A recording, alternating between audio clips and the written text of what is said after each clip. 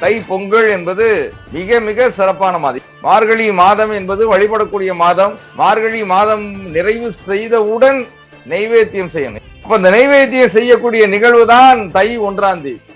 இந்த தை மாதம் படைக்கக்கூடிய அந்த சர்க்கரை பொங்கல்ல அவ்வளவு இரும்பு சத்து இருக்கிறது. அந்த இறைவனுக்கு படைத்து விட்டு நாமும் அதை உண்டு மகிழ்வாகவும் ஆரோக்கியமாக ஆள வேண்டும் என்பதற்காக தை முதல் நாளை நம்முடைய தை பொங்கலாக நம்முடைய பெரியவர்கள் அருளிட்டார். நம்முடைய அனைத்து காரியங்களையும், அனைத்து தொழில்களையும், அனைத்து முன்னேற்றங்களையும் நிர்ணயம் செய்வது தை மாசம் தான். சூரியன் உத்தராயணத்துல நுழையக்கூடிய நாள், தன்னுடைய திசையை வடக்கு நோக்கி நகர்த்தக்கூடிய நாள் அந்த தை முதல் நாள். சித்திரை மாதம் முதல் மாதமாக இருந்தாலும் கூட இந்த உலகை இயக்கக்கூடிய மாதமாக தை மாதம் தான் இருக்கின்றது. இந்த பொங்கல் நாளும் முக்கியமான நாள். இது கரிநாள், அதாவது ஒவ்வொரு மாதத்திற்கும் கரிநாள் வருகிறது. அந்த கரிநாளில் தை மாதத்திற்கு மட்டும் முதல் 3 தேதிகள் கரிநாளாக வரும். தை 1 கரிநாள், தை 2 கரிநாள், தை 3 கரிநாள். இந்த 3 நாட்களும் சூரியனுடைய மகத்தான ஒளித்தன்மை பூமியில் முழுமையாக வந்து அடைய விடாமல் அந்த தீட்சணிய சக்தி சற்றே குறைந்து விடும்.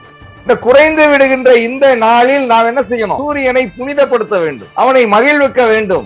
அதே போல இன்றைக்கு கரிநாளில் அடியெடுத்து வைக்கக்கூடிய சூரியனால் கிடைக்கக்கூடிய அந்த தீட்சணிய சக்தி பூமிக்கு மிகச் சரியாக கிடைக்காத நிலையில் அந்த சூரியனை, இல்லை நீ சுபத்தன்மையோடு தான் வருகிறாய், உன்னை நான் வழிபடுகிறோம், உன்னை நான் இறைவனாக கருதுகிறோம், உன்னை நாங்கள் கொண்டாடுகிறோம், உனக்கு நாங்கள் நன்றி செலுத்துகிறோம் என்று வழிபடும் விழாதான் பொங்கல் விழா. அப்ப தை மாதம் மிக மிக முக்கியமான மாதம். அது இயக்கத்திற்குரிய மாதம். சூரியன் என்ற இயக்கக்காரகன், ஒரு கடமைக்காரகன், ஆத்மகாரகன் எங்கே வந்து மகர ராசியில் அமரக்கூடிய மாதமாக அந்த தை மாதம் இருக்கிறது. அப்ப இந்த கரிநாட்கள் ஒரு விசேஷமான நாளாக நாம் பாவிக்க வேண்டும். 3 நாள் சூரியனை வழிபட வேண்டும். 3 நாளும் சூரியனுடைய காரகத்தன்மையை வழிபட வேண்டும். ரொம்ப முக்கியம். இந்த கரி நாட்களை நாம் சுப நாளாக அனுஷ்டிக்க வேண்டும். அப்ப சுபத்தன்மையோடு அனுஷ்டித்தால் சூரியனுடைய தன்மை சுபத்தன்மையாக மாறிவிடும்.